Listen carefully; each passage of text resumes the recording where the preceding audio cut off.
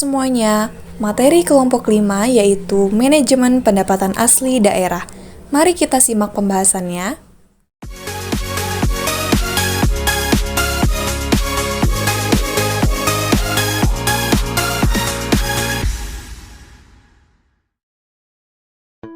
Pada video kali ini, kita akan membahas tentang manajemen pendapatan asli daerah. Tahukah kalian bahwa anggaran pendapatan dan belanja daerah terdiri dari pendapatan daerah, belanja daerah, dan juga pembiayaan? Pendapatan daerah meliputi yang pertama, pendapatan asli daerah, yang kedua, dana perimbangan, dan yang ketiga, lain-lain pendapatan. Tentunya yang akan kita bahas adalah poin pertama, yaitu pendapatan asli daerah.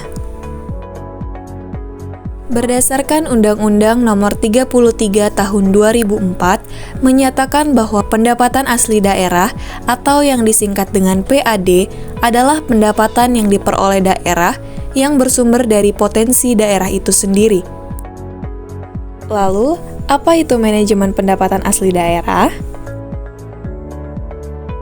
Manajemen pendapatan asli daerah merupakan proses pengelolaan sumber-sumber pendapatan yang diperoleh daerah yang dipungut berdasarkan peraturan daerah sesuai dengan peraturan perundang-undangan. Siklus manajemen pendapatan asli daerah. Yang pertama yaitu identifikasi sumber, kedua administrasi, ketiga koleksi, keempat pencatatan, dan yang terakhir adalah alokasi pendapatan. Perluasan basis penerimaan, pengendalian atas kebocoran pendapatan, peningkatan efisiensi administrasi pajak, transparansi dan akuntabilitas merupakan prinsip dasar manajemen pendapatan asli daerah. Sumber-sumber pendapatan asli daerah, yang pertama ada pajak daerah, yang kedua retribusi daerah, yang ketiga hasil pengelolaan kekayaan daerah yang dipisahkan, dan yang terakhir adalah lain-lain PAD yang sah. Mari kita mulai pada pembahasan poin yang pertama, yaitu pajak daerah. Pajak daerah yaitu iuran wajib yang dikeluarkan oleh orang pribadi atau badan kepada daerah tanpa imbalan langsung yang berlaku, yang digunakan untuk membiayai penyelenggaraan pemerintah, daerah dan pembangunan. Fungsi pajak daerah yang pertama sebagai bagian dari pendapatan asli daerah, yang kedua untuk mengatur pertumbuhan ekonomi, yang ketiga untuk meningkatkan pemerataan di setiap daerah, yang keempat untuk penyediaan layanan publik, dan yang kelima untuk keberlanjutan lingkungan. Jenis-jenis pajak daerah, yang pertama yaitu ada pajak provinsi, yang kedua ada pajak kabupaten atau kota. Pajak provinsi. 1. Pajak kendaraan bermotor dengan tarif 1-2%. 2. Bea balik nama kendaraan bermotor. Tarif pertama 20% dan seterusnya 2%. 3. Pajak bahan bakar kendaraan bermotor dengan tarif paling tinggi 10%.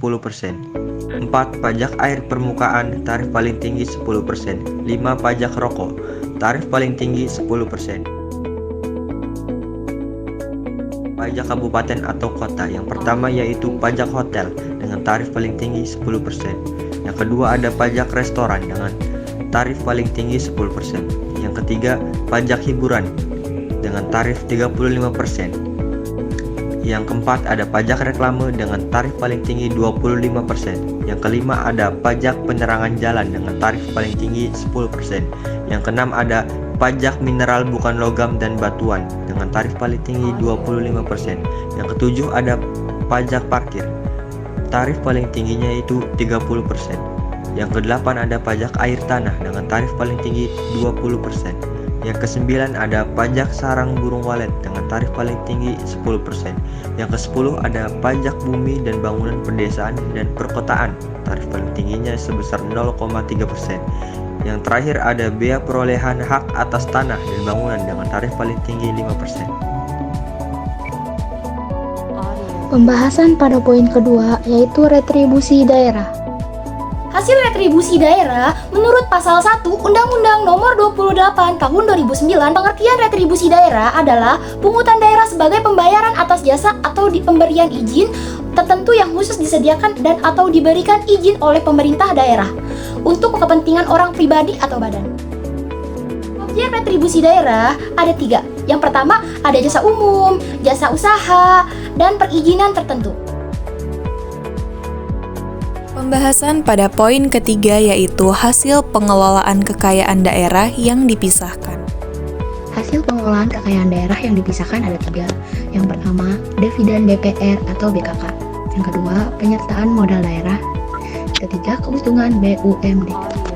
Yang pertama, BPR BKK adalah singkatan dari perusahaan daerah Bank Perkreditan Rakyat, Badan Kredit Kecamatan, merupakan perusahaan daerah yang bergerak di bidang perbankan dan dimiliki oleh pemerintah daerah. BPR atau BKK dikelola oleh pemerintah daerah, diawasi oleh OJK dan dijamin oleh LPS.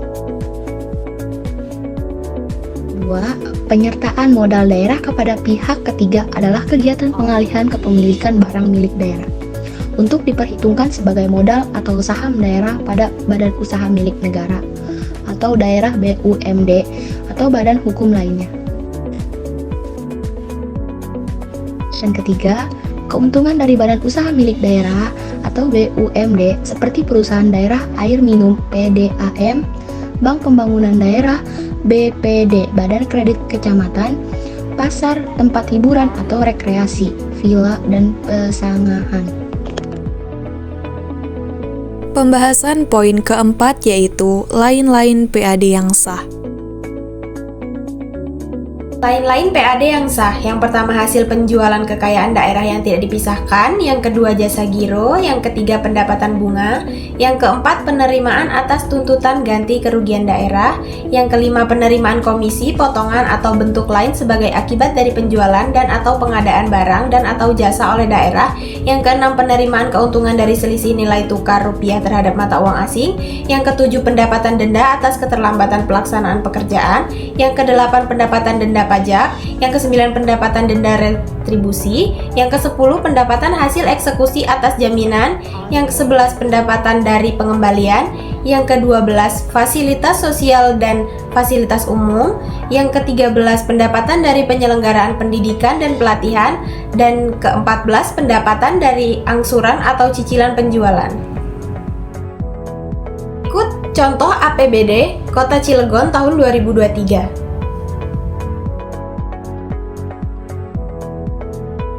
Terima kasih telah menyimak video ini sampai akhir. Sampai jumpa di lain kesempatan.